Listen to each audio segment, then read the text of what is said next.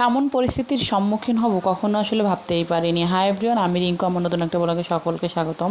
তো আমি সকালে দেখো এতে নাস্তা বানিয়ে নিচ্ছি। তো নাস্তা রুটি করা ছিল ফ্রিজে, তো রুটিগুলো ভেজে নিচ্ছিলাম আর একটু চা বানিয়ে নেব। আর দেখি কি করা যায়, রিয়ন কি খায়, তো সেই হিসেবেই সকালে নাস্তাটা বানাবো। আর রুটি করা থাকলে নাস্তা বানাতে অত ঝামেলা হয় না। এই যে একটু দুধ চা বানিয়েছি, দুধ চাটা অত আমি খাই না, কিন্তু রিসেন্ট আবার একটু করা হয়ে যাচ্ছে। দেখা যায় রুটি পরোটার সাথে বাসায় মোটামুটি সবাই একটু দুধ চা খাচ্ছে। তো সব কিছু মিলে যখন যেরকম মানে চাহিদা, তখন সেইভাবেই নাস্তা হোক রান্নাবান্না হোক করার চিন্তা করি আর কি।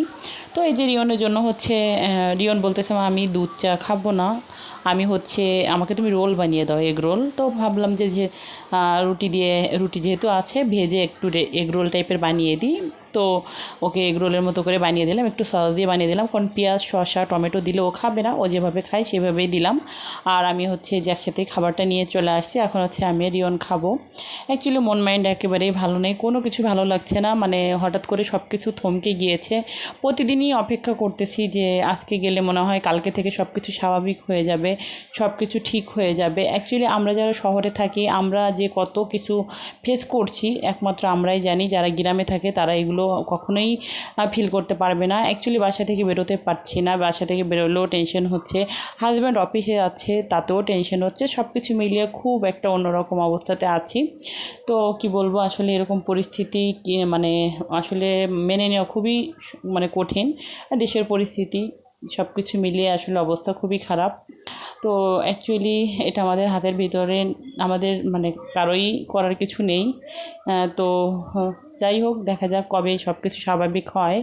আর দেখা যায় বাচ্চাদেরও পড়াশোনা অনেক ক্ষতি হচ্ছে।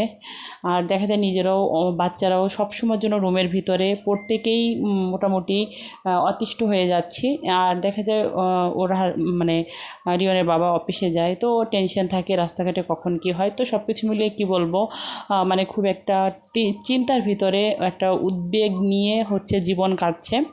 তো আসলে এরকমভাবে বেঁচে থাকাটা অনেক কষ্টের, ঠিক আছে। আর এরকম সিচুয়েশনে কখনো আমি আগে পড়িনি, এরকম সিচুয়েশন কখনো হয়নি। তো আসলে রাস্তায় বেরোতেও আতঙ্ক লাগছে, ঘরে থেকেও মানে দম বন্ধ লাগছে। তো সব কিছু মিলে টেনশন, প্রতিটা দিনের অপেক্ষা কবে সব কিছু ঠিক হবে, কবে আমরা স্বাভাবিক জীবনে ফিরতে পারবো। তো আসলে কিছু করার নেই, পরিস্থিতিটাই এমন।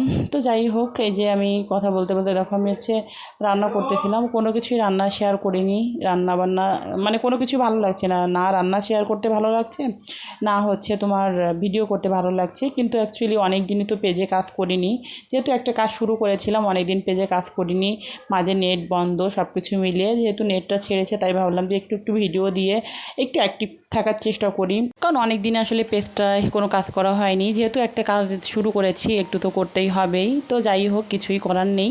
তো আমি এই যে দেখো কচুমুখী দিয়ে তেলাপিয়া মাছ রান্না করেছি, তারপর শাক ভাজি করেছিলাম, চিচিঙ্গা ভাজি করেছিলাম, আর বাটা মাছ ভাজি করেছিলাম, এই রান্নাবান্না আজকে। তো আজকে ভিডিওটা এই পর্যন্ত। যদি কিছু ভালো লাগে লাইক করুন, কমেন্ট করুন, আর প্লিজ ভিডিওটা শেয়ার করে পাশে থাকবেন। ফেসবুক থেকে দেখলে ফলো দেবেন, ইউটিউব থেকে দেখলে চ্যানেলটি সাবস্ক্রাইব করে চ্যানেলের সাথে থাকবেন।